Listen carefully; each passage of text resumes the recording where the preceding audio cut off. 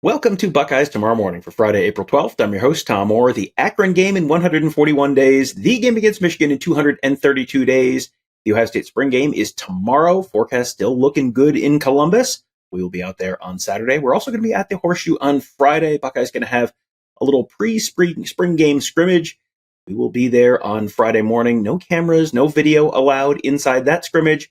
But we'll be there right after the game to give you a live update on our YouTube channel, youtube.com/Buckeye Huddle, with all of our scrimmage observations. You'll find that there.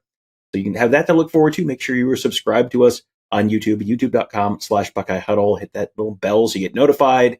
If you hit that thumbs up anytime you're watching one of our videos, all that kind of stuff will help you find our content, will help us keep doing all this stuff for you. All right, so today's show, we're going to be hearing from new Ohio State running backs coach Carlos Locklyn. Came over from Oregon after Tony Alford departed from Michigan. He prefers Coach Lock to being called Carlos, so just in case you see him out in public, that's what to call him, Coach Lock. Coach Lock, what has the first little bit of time at Ohio State been like for you?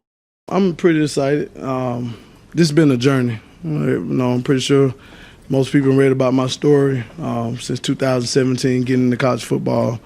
This has been had to pinch myself every morning that I'm here in Columbus at Ohio State. It's kind of surreal for me. So, great place, great people, great young men. So I'm excited just by being here. This is kind of a weird time of year to be in the market for a new position coach. Most of that stuff gets handled in December and January. So what was it like for Carlos Locklyn? His initial reaction the first time Ryan Day reached out to him? No, it was a couple other places had reached out earlier, and those things didn't come to play. I actually was getting up out of bed, and I was heading to go work out, and I got a text, and I shook my wife. And I like, look at this. She's like, I don't know who that is. Let me get my glasses. So I was excited, and man, I had like this, like a kid on Christmas. I'm like, okay, well, I wonder what does he want. It was a pretty exciting text. Then when I called him and just to talk to him, man, I was like, I was pretty excited. This is a very talented running back room for Ohio State. Some veteran players, some very talented freshmen. How do you get the best out of running backs if you're the running backs coach? I get the best out of them because I love the young men. My main focus is to change the hearts and minds of them, and they'll play for me. I had just got through reading Coach Tressel's Winner's Manual, and it's something that I took from that book. You have your purpose and you have your goals. All right, my purpose is to serve and pour into the young men. Now, my goals as a football coach, all of them will take care of themselves. So that's one of the ways. I'm just real relationship based, and I'm very detailed at this position. I know y'all heard me say it before, and I'm gonna keep saying it. This is the worst coach position in football. It's terrible. Guys hire anybody to coach this position and recruiters. Carlos Locklyn is not a recruiter. I'm an elite relationship builder, but I coach this position. I'm a ball coach. So that's who I am. So I'm going to pour into these kids. I think they kind of seeing it now, and I jumped in day one. I'm ready to coach. He is obviously coming in right in the middle of spring practice, so he missed what would typically be the sort of assessment period. We could go back and watch a bunch of film and then see the first half of spring practice in person. So how is he kind of playing catch-up, assessing the talent at Ohio State? Me being a guy that loves the running back position, I already broke those kids down because I recruited them out of high school. Q is from where I'm from in Montgomery. I was one of the first guys to offer him. Just watching him, great contact balance, creative runner, great hands. And Trey, I recruited him out of Virginia. Exceptional short area burst and quickness and things that I'm going to help him get better on. And then I recruited James Peoples out of San Antonio, Texas. I knew what he was going to be. TC and Sam, those two kids I'm getting to know, and I'm going to help them improve their game. But we got different runners in there. I like to call myself, I'm in love with this position, so I get to break down runners and help their game. So talented room, very talented. Locklyn's path to the coaching business has been definitely not exactly the traditional one. Instead of coming out right after college and playing a little bit and then getting a job at the bottom of the staff and sort of working his way up, well, he spent almost 2 decades in law enforcement before he started the working your way up from the bottom trajectory or path. So how did his career in law enforcement help prepare him for what he does in coaching? Well, I just got through talking to somebody about that today.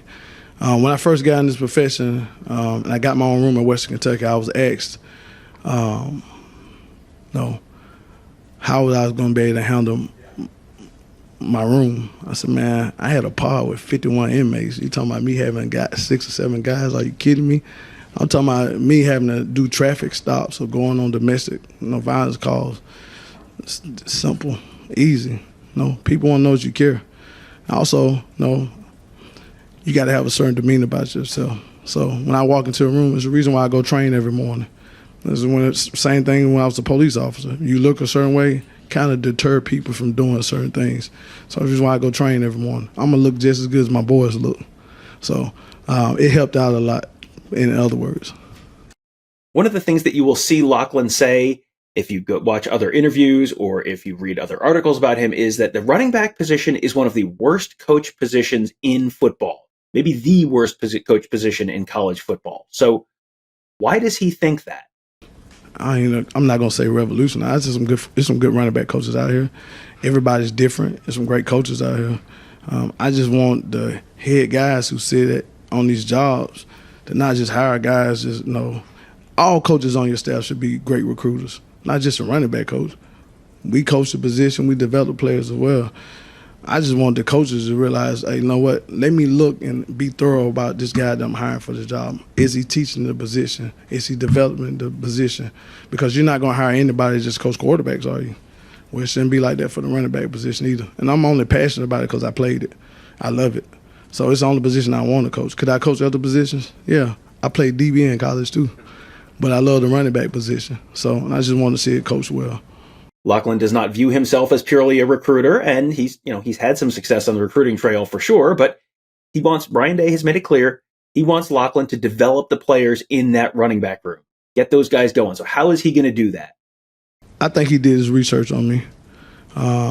He said he wanted a guy to develop the position. That's not taking a shot at the coach that was here, who I'm friends with. And he said that he wants somebody to really get the guys going.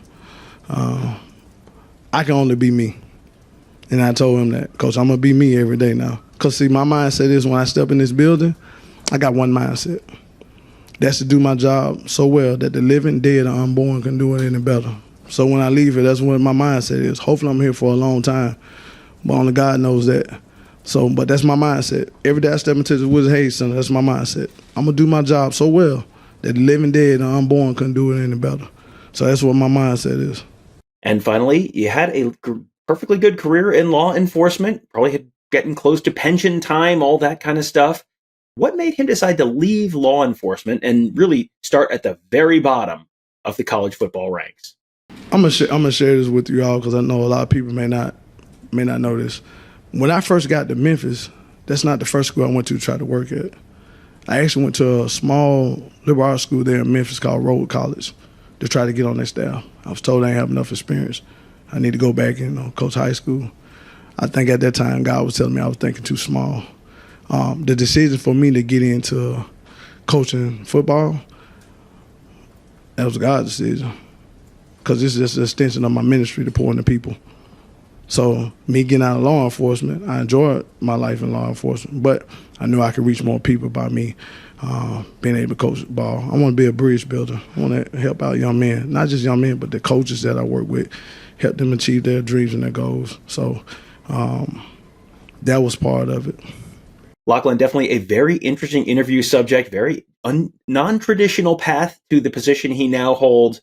Just a really interesting dude. Looking forward to talking to him more as the spring, summer, and fall all lead it up to this year's Ohio State football season. First steps of that going to be a little later on Friday when we get a chance to watch that scrimmage inside Ohio Stadium. Then, of course, the spring game on Saturday. And then the offseason begins again. A lot of stuff to talk about. Going to be a busy recruiting weekend for Ohio State and a busy time overall at BuckeyeHuddle.com. Kevin, Tony, and I covering the team. Mark covering recruiting. Our whole team of X's and O's gurus making you a smarter football fan. That's all at BuckeyeHuddle.com. Make sure you join us as well on the Huddle Board presented by Jeff Ruby Steakhouse. A lot of good insider information, a lot of good fun content, a lot of good everything, a lot of good folks there. Hope to see you there. And again, make sure you are subscribed to our YouTube channel as well at youtube.com/Buckeye Huddle. That'll do it for today. Thank you guys all for joining us. Have a great day. We'll talk to you tomorrow.